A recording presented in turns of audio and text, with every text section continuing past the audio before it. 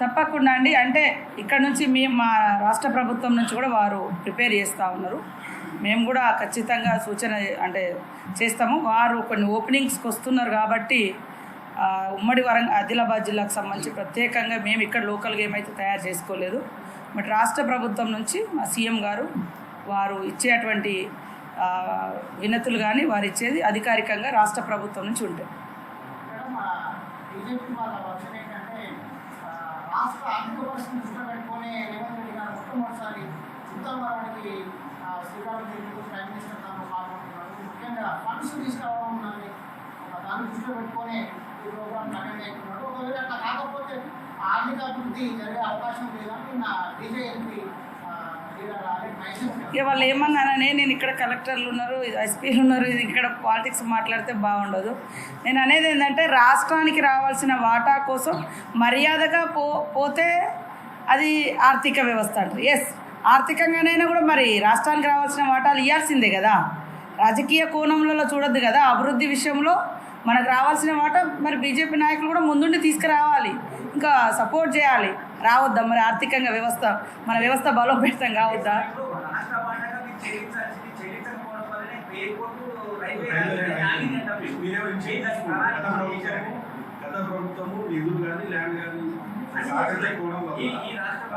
మేము అందుకనే మా ముఖ్యమంత్రి గారు మేము పర్ఫెక్ట్గా ఉన్నాం.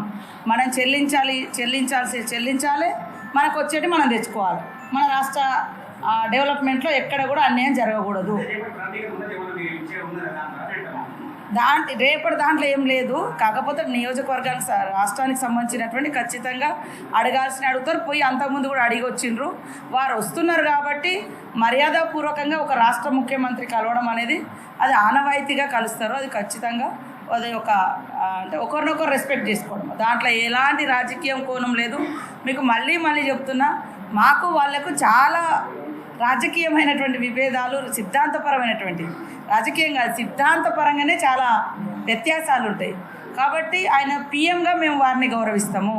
మన రాష్ట్రానికి వచ్చినప్పుడు రాష్ట్రానికి రావాల్సినటువంటి వాటాను ఖచ్చితంగా వినతి రూపంలో విన్నపం చేస్తాం.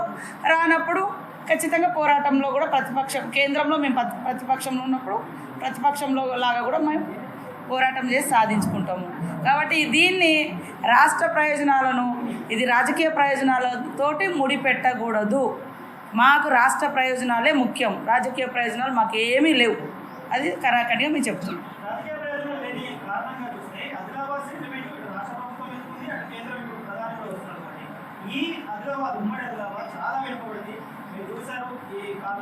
సూపర్ స్పెషాలిటీ హాస్పిటల్ వచ్చింది కానీ వైద్యులు లేదు. ఆ విధంగా రాష్ట్ర ప్రభుత్వం ఇవ్వాల్సిన కొన్ని పోస్టులు ఇవ్వకపోవడంతోనే ఆయా సమస్య ఉంది. అలాంటివి రాష్ట్రం చేస్తూ కేంద్ర ప్రభుత్వం నుంచి వచ్చే నిధులను కూడా తీసుకొస్తే ఆదిలాబాద్ పూర్తి స్థాయిలో డెవలప్ అయ్యే అవకాశం ఉంది. ఆ వైపు రేపేమన్నా సీఎం ప్రధానమంత్రి తీసుకున్నాం. అదే తమ్ముడు, మేము ఇప్పుడే చెప్పినాం కదా, ఇప్పటి వరకు చాలా పెండింగ్ ఉన్నాయి. గత ప్రభుత్వంలో బిల్లులు మనం 500 కోట్లు కడితే అక్కడ నుంచి 1000 కోట్లు వచ్చేటివి ఉన్నాయి. అట్లాంటివన్నీ ఆపేసారు గత ప్రభుత్వం. ఎందుకు ఆపుకున్నారో మరి కేంద్రం మీద బర్డన్ పడొద్దని ఆపిచ్చిరో ఏదో తెలియదు. కానీ రాష్ట్రానికి అన్యాయం జరిగింది.